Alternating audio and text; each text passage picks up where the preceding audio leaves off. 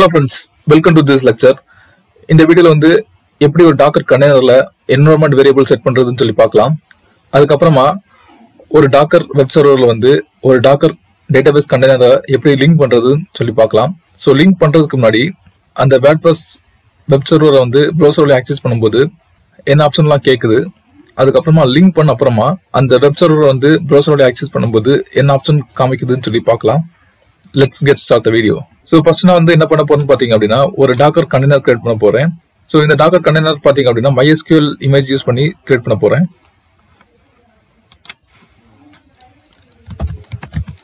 So docker run -itd.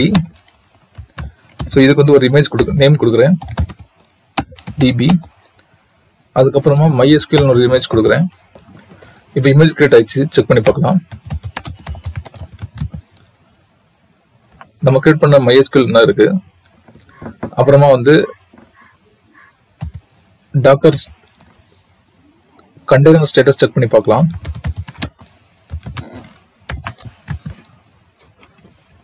So MySQL இதோட status பார்த்தீங்க அப்படின்னா எக்ஸிட்டட், அதாவது டவுன் ஸ்டேட்டஸ்ல இருக்கு.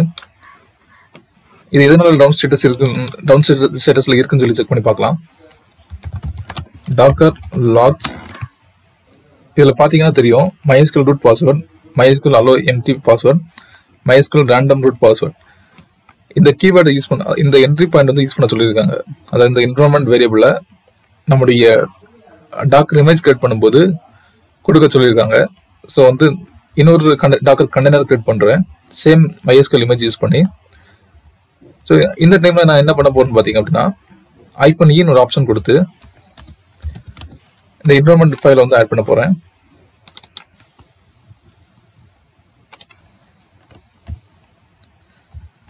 இதுக்கு வந்து ஒரு பாஸ்வேர்ட் கொடுக்குறேன். db ஆல்ரெடி யூஸ்ல இருக்கு, ஸோ db1 கொடுக்குறேன். கிரியேட் ஆயிடுச்சு. இப்போ வந்து டாக்கர் கண்டெய்னர் ஸ்டேட்டஸ் செக் பண்ணி பார்க்கலாம். ஸோ இப்போ பார்த்தீங்க அப்படின்னா இந்த டாக்கர் கண்டெய்னர் வந்து அப் ஸ்டேட்டஸ்ல இருக்கு. ஸோ இப்போ உங்களுக்கு புரிஞ்சிருக்குன்னு நினைக்கிறேன் டாக்கர் என்விரான்மென்ட் வேரியபிளோடைய இம்பார்ட்டன்ட். ஸோ நெக்ஸ்ட் வந்து ஒரு வேர்ட்பிரஸ் வெப்சைட் கிரியேட் பண்ணலாம். Docker run -itd web server -name web server, அதுக்கப்புறமா இமேஜ் நேம் வேர்ட்பிரஸ். ஸோ இந்த வேர்ட்பிரஸ் பார்த்தீங்க அப்படின்னா என்னோட லோக்கலில் நான் இன்னும் க்ளோன் பண்ணி வைக்கல. ஃபர்ஸ்ட் வந்து நம்ம லோக்கலில் வந்து டாக்கர் டீமான் வந்து நம்மளுடைய லோக்கலில் இருக்கான்னு சொல்லி செக் பண்ணோம் அந்த வேர்ட்பிரஸ் இமேஜ். இல்லை அப்படின்னா அது டாக்கர் ஹப்போட கம்யூனிகேட் பண்ணி டாக்கர் ஹப்ல வந்து இந்த இமேஜ் வந்து பப்ளிக்காக இருக்கான்னு சொல்லி செக் பண்ணோம். பப்ளிக்காக இருந்தது அப்படின்னா அந்த டாக்கர் டீமான் நம்முடைய டாக்கர் CLIக்கு வந்து அந்த இமேஜை வந்து சென்ட் பண்ணோம். ஸோ அது மூலமாக தான் நம்முடைய வேர்ட்பிரஸ் இமேஜ் வந்து நம்முடைய லோக்கலில் வந்து டவுன்லோட் ஆகிருக்கு. இப்போ நான் டாக்கர் இமேஜஸ் கொடுத்தாச்சுன்னா இந்த வேர்ட்பிரஸ் இமேஜ் வந்து இருக்கும். நான் இருக்கு பாருங்க. இப்போ டாக்கருடைய கண்டெய்னர் ஸ்டேட்டஸ் செக் பண்ணி பார்க்கலாம். ஸோ இது அந்த அப் ஸ்டேட்டஸில் தான் இருக்கு. நான் கிரியேட் பண்ணும்போது போர்ட் நம்பர் கொடுக்கல. போர்ட் நம்பர் கொடுக்காட்டாலும் நம்மளால ஆக்சஸ் பண்ண முடியும். ஆனால் வந்து அது எந்த போர்ட் நம்பர்ல வந்து ரன் ஆகுதுன்னு சொல்லி பார்த்து நம்ம யூஸ் பண்ற மாதிரி இருக்கும்.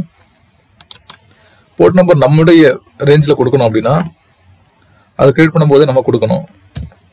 அதாவது அந்த கண்டெய்னர் கிரியேட் பண்ணும்போதே -p ஒரு ஆப்ஷன் கொடுத்து கொடுக்கணும். அதுதான் இப்போ பண்ண போறேன். ஸோ கிரியேட் ஆயிட்டு இருக்கு டாக்கர் ப்ராசஸ் -a. இப்போ பார்த்தீங்க அப்படின்னா வேர்ட்பிரஸ் ஸ்டேட்டஸ் வந்து அப்பில் தான் இருக்கு.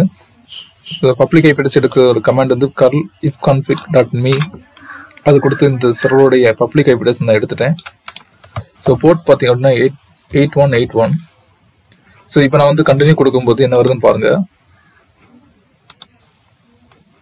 இதில் டேட்டாபேஸ் நேம் கொடுக்க வேண்டியிருக்கு, யூசர் நேம், பாஸ்வேர்டு இது எல்லாமே கேட்குது. டேட்டாபேஸ் ஹோஸ்ட் பேசிக்காக இந்த வேர்ட்பிரஸை வந்து நம்ம டேட்டாபேஸ் சர்வர் கூட கனெக்ட் பண்ணோம். அப்போதான் வந்து இந்த வேர்ட்பிரஸ்ல நம்ம வந்து ரைட் பண்ணுற டேட்டாஸ் வந்து சேவ் பண்ண முடியும். அதனால தான் இந்த ஆப்ஷன்லாம் கேட்குது. ஸோ இந்த ஆப்ஷனை வந்து நம்ம இந்த ஃபர்ஸ்ட் வாட்டி கொடுத்துக்கலாம். ஸோ நெக்ஸ்ட் வாட்டி நம்ம டேட்டாபேஸில் யூசர் நேம் பாஸ்வேர்ட் சென்ட் பண்ணோம் அப்படின்னா ஒவ்வொரு வாட்டி நம்ம மேனுவலாக போய் அப்டேட் பண்ணுற மாதிரி இருக்கும். இல்லை அப்படின்னா நம்மளுடைய வெப் சர்வர் வந்து நம்மளுடைய டேட்டாபேஸ் சர்வர் கூட கம்யூனிகேட் பண்ணாது. ஸோ இதை அவாய்ட் பண்ணுறதுக்கு நம்ம என்ன பண்ண போறோம்னா லிங்க்னு ஒரு கான்செப்ட் யூஸ் பண்ண போகிறோம். அது எப்படின்னு சொல்லி பார்க்கலாம். ஸோ நான் இன்னொரு கண்டெய்னர் கிரியேட் பண்ண போகிறேன். இதோட நேம் வந்து வெப் சர்வர் 1. போர்ட் பார்த்தீங்கன்னா 8282 கொடுக்குறேன். இது ஐஃபோன் லிங்க் கொடுக்குறேன். IPhone link. ஸோ இதில் வந்து இது மாதிரி கிரியேட் பண்ண நேம் பார்த்தீங்க அப்படின்னா MySQL. MySQLோட நேம் வந்து DB1. இது வந்து எது கூட லிங்க் பண்ண போகிறோம் அப்படின்னா வெப் சர்வர் 1 கூட லிங்க் பண்ண போகிறோம். அதாவது இந்த DB1 ஒன்று கிரியேட் பண்ண பார்த்தீங்களா, அந்த கண்டெய்னரை வந்து இந்த வெப் சர்வர் கூட லிங்க் பண்ணுறோம். ஸோ இப்போ டாக்கர் கண்டெய்னர் ஸ்டேட்டஸ் செக் பண்ணி பார்க்கலாம். இந்த கண்டெய்னர் வந்து அப் ஸ்டேட்டஸில் தான் இருக்குது. 5 seconds ago 8282. ஸோ 8282 போர்ட்டில் வந்து ஆக்சஸ் பண்ணலாம். ஸோ திரும்ப வந்து கொடுக்குறேன். ஆனால் வந்து வேர்ட்பிரஸ் யூஸ் பண்ணி பாஸ்வேர்ட் கேட்குது. ஸோ இதை ஒரு கமெண்ட்ஸில் வந்து இதை தப்பு பண்ணியிருக்கேன். இப்போ திரும்ப வந்து ஒரு வேர்ட்பிரஸ் கண்டெய்னர் கிரியேட் பண்ணுறேன்.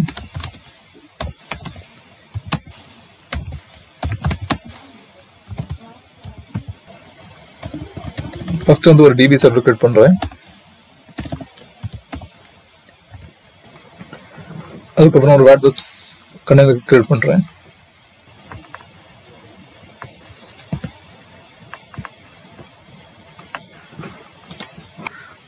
இப்போ இதை கிரியேட் பண்ண DB2 அண்ட் வெப் சர்வர் 3 இந்த ரெண்டுமே நான் லிங்க் பண்ணுறேன்.